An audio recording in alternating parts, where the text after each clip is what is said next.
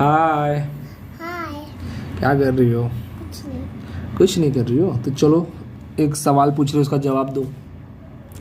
ये बताओ, हाँ। कौवा किस देश का राष्ट्रीय पक्षी है? आ, आ,